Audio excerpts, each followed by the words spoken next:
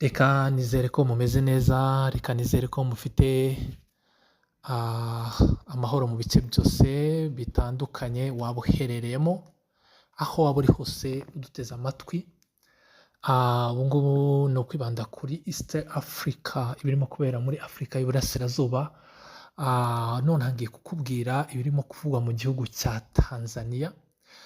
Mu gihugu cya Tanzania ku itariki 29 z'ukwezi kwa 10 hateganyijwe amatora y'umukuru w'igihugu ndetse n'abazaba bagize inteko nshingamategeko, abo bakunze kwita wabunge.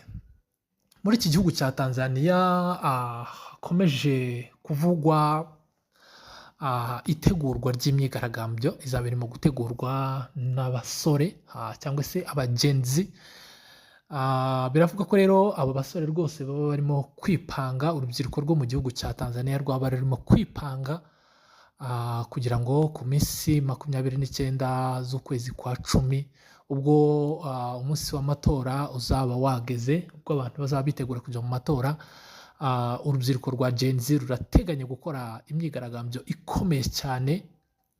Wahita wibaza ngo se kubera iki bategura imyigaragambyo, cyangwa se ni iyihe ntego nyamukuru irimo gutuma abatanzania nabo baba bagiye gukora imyigaragambyo ijya kumera nk'iyabaye mu gihugu cya Kenya umwaka ushize. Bakunzi bacu, reka tubabwire ko nubwo amatora buri minsi mike ngo mu gihugu cya Tanzania atangire, ariko ibintu ntabwo bimeze neza na gato. Mu bigaragarira amaso n'ibihari, Samia Suluhu Hassan, uyu nguyu rero ni umukandida wa CCM ndetse ni nawe perezida uriho. Biravuga ko ariwe mukandida wenyine, nta muntu bahanganye. Biravuga ko rero yaba agiye kwihangana wenyine. Abandi bakandida bazaba bahanganye rwose batazwi, batigeze banakora kampanye cyangwa se kampeni zo kwiyamamaza zo gushaka amajwi. Mu gihe abanyatanzania bakomeje kumusaba ko yarekura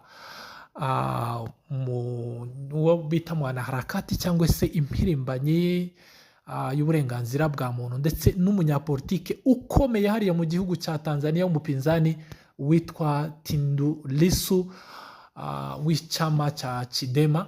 Bakunzi bacu rero, nubwo Tundu Lissu rwose ari muri prison cyangwa se ari mu gihome, kugeza kuri ubu nyine abanyatanzania, urubyiruko rwa Tanzania rwakomeje kugenda rugaragaza ku mbuga nkoranyambaga ko rwose ubutegetsi bwa CCM baburambiwe cyane, dore ko bavuga ko ari ubutegetsi burangwa na ruswa, igitugu ndetse n'ikene wabo.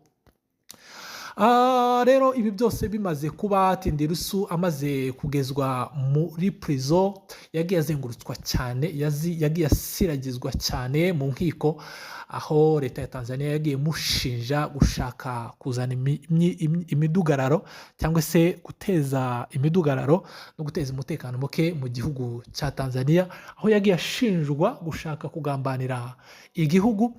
Ariko rero ibingibi rero abo mu ishyaka rye bahise batangiza slogan ikomeye cyane, iyo rero bakaba barayise no reform no election. Ibi rero byabaye nyuma y'aho Tundu Lissu amaze gufatirwa agafungwa. No reform no election bivuze ngo nta reforme, nta mpinduka, nta matora azigera aba. Ibi byatangijwe nabo mu ishyaka rya Tundu Lissu, ariko rero byaje gukwira igihugu cyose. Kugeza kuri ubu nyine abo twakwita aba influencer cyangwa se abavuga rikijana ku mbuga nkoranyambaga barangajwe imbere n'umudamu witwa Mange Kimambi.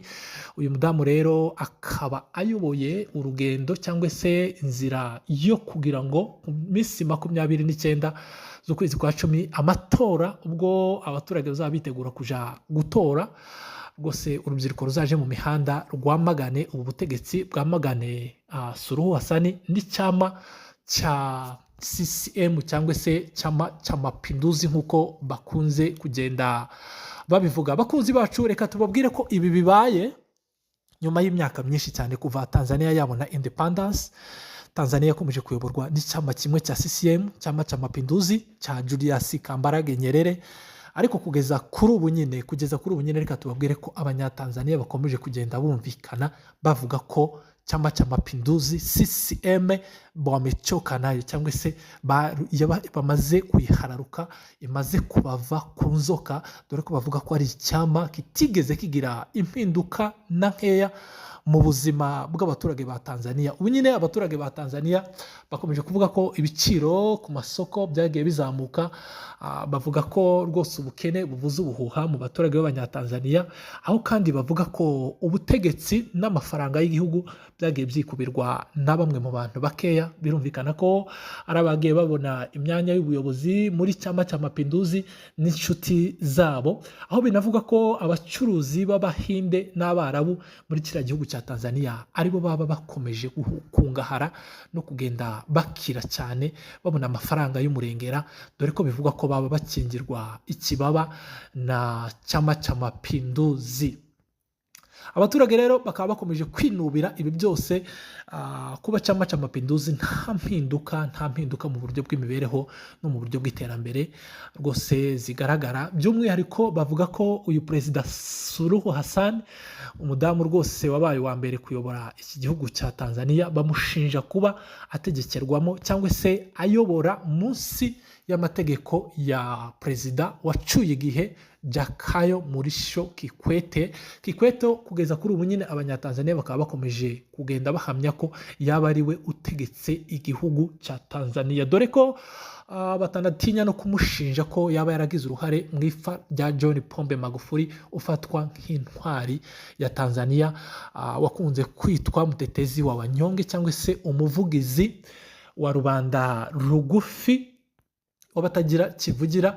Bikaba bivuga ko rero Suluhu Hassan kugeza kuri ubu nyine ngo yaba ategetse, ariko ubutegetsi bufitwe na Kikwete wahoze ari perezida wasimbuwe na John Pombe na nyakubahwa John Pombe Magufuli. Bakunzi bacu, reka tubabwire ko ku minsi 29 z'ukwezi kwa 10 muri Tanzania kitawaka moto, hazaka umuriro ukomeye cyane muri Tanzania, hazaka umuriro ukomeye cyane nkuko bigenda bitangazwa ku mbuga nkoranyambaga, nkuko bigenda bigaragara, aho abaturage benshi bakomeje kugenda bagaragaza ko ku minsi 29 z'ukwezi kwa 10 biteguye gupfa, ariko ngo bazabashe gukomboa inchi yabo cyangwa se gukombora igihugu cyabo. Reka tubabwire ko bitewe kandi n'uburyo ibihugu Tanzania na Kenya ari ibituranyi, kuva imyigaragambyo ya Gen Z muri Kenya umwaka ushize mu kwezi kwa 6 yakubuka, abanyatanzania bakomeje kugenda bagaragaza ko bifuza impinduka, bakomeje kugenda bumvikana ko bifuza impinduka, aho bavuga ko hagomba kubaho reforme, itegeko nshinga rigahita rihinduka, ndetse n'ibindi bikorwa byose hariya mu gihugu cya Tanzania bikaba byahinduka.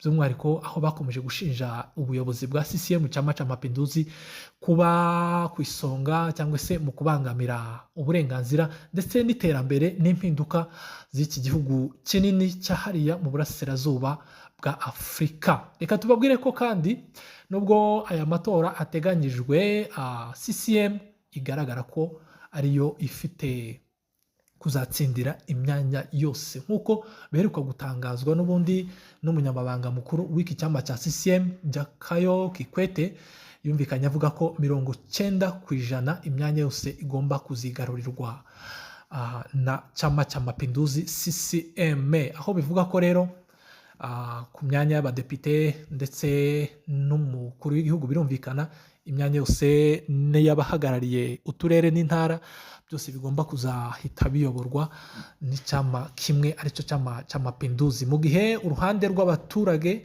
abasore Gen Z na Millennial bavuga ko rwose batazigera batuza hatarabaho reforme ngo habeho guhinduka k'ubuyobozi. Bakunzi bacu, ikindi kandi cyagiye cyumvikana nuko abanyatanzania rwose batishimiye uburyo baba bayobowe n'umudamu kandi nawe ukomoka muri Zanzibar. Reka tubabwire ko Suluhu Hassan akomoka muri Zanzibar, yari yaragizwe vice president wa John Pombe Magufuli, aza gufata ubutegetsi rero uyu nguyu Pombe Magufuli amaze kwitaba Imana.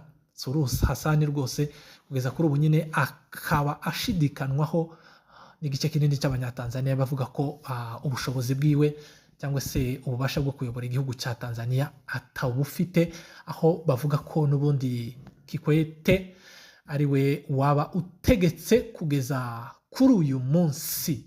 Reka rero dutegereze ibizaba ku minsi 29, tuzakomeza tubibagezeho, tuzakomeza tubabwire uko bimeze, tuzakomeza tubabwire ikirimo kuja imbere. Nubwo